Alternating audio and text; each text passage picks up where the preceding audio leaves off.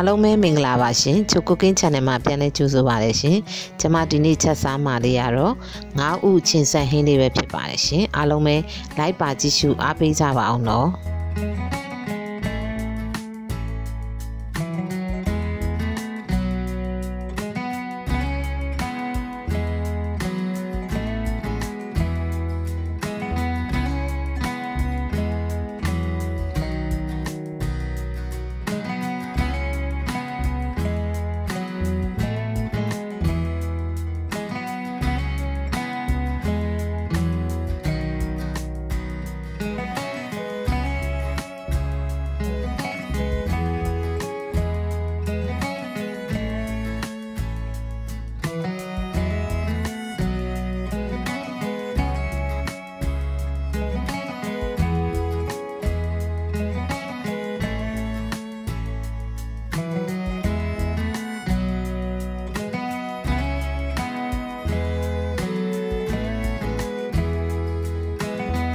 ဟုတ်ကဲ့အရင်ဆုံးအိုးပူပြီဆိုရင်တော့စီထည့်ပါမယ်ရှင်စီပူလာပြီဆိုရင်တော့ကျမတို့ကြက်သွန်အဖြူအနီးကြိတ်ထားတာလေးထည့်ပါတယ်ရှင်ငါးဥတွေတော့ကျမကပေါ့နော်အရသာလေးတွေနေပြီးတော့ဂျင်းရည်လေးပါညှစ်ပြီးတော့ပေါ့နော်ကြော်ထားပါတယ်ရှင်အဲကြော်ပြီးသားလေးကိုမှကျမပြန်ချက်မှာပါရှင်ပြီးသွားရင်တော့စနွင်းလေးထည့်ပါမယ်ရှင်ပြီးရင်တော့ဒီကြက်သွန်လေးတွေမှုေးပြီးရဲလာတဲ့အထိကျမတို့ကြော်ပေးပါမယ်နော်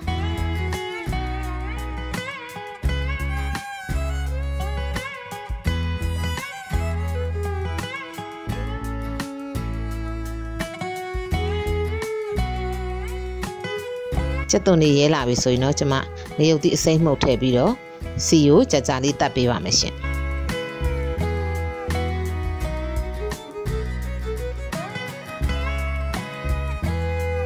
ပြီးတော့အရသာအတွက်ကျမငပြားရေးထည့်ပါမယ်ရှင်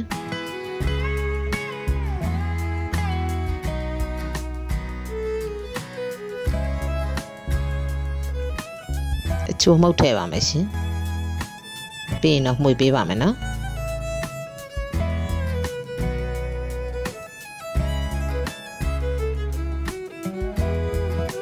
ပြီးသွားရင်တော့ကျမခရမ်းချင်သည်လီးထားတာလေးထည့်ပါရှင်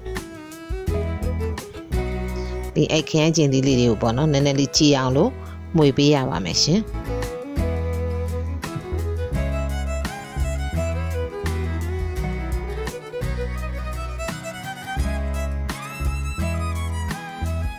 ခရမ်းချင်သည်လေးတွေနည်းနည်းလေးကြည်ပြီဆိုရင်တော့ကျမအဆက်အတွက်ငရုတ်သီးစိမ်းချမ်းထားတာလေးထည့်ပါရှင်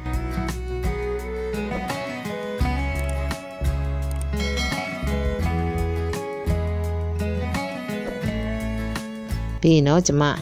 ဒီချင်းရည်လေးတွေပေါ့နော်ညှစ်ပြီးတော့ကြော်ထားတဲ့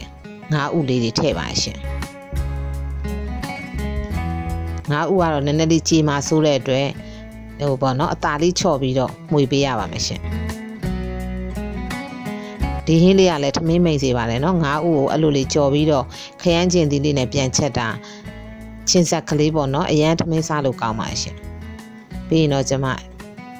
ရေထည့်ပါမယ်ရှင်ရေထည့်ပြီးတော့ပေါ့နော်နည်းနည်းလေးတည်ပေးပါမယ်ရှင်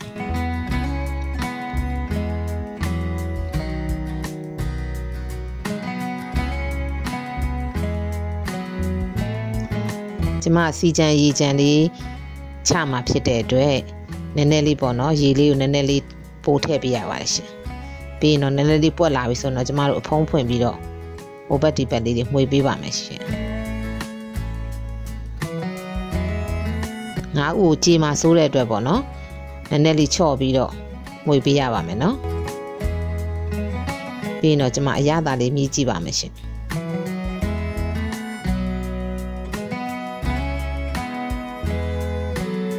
အရသာနည်းနည်းလိုတဲ့အတွက်စားလေးနည်းနည်းထပ်ထည့်ပါရှင်ပြီးရင်တော့တေချာလေးပေါ့နော်ဖွားဖွားလေးမှုေးပေးရပါမယ်ရှင်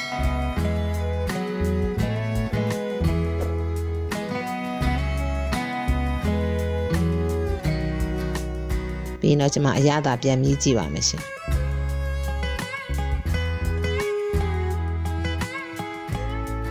ဒီနေထားလောက်ဆိုရင်တော့ငါးဥဟင်းလေးရပါပြီเนาะစီကြံရီကြံလေး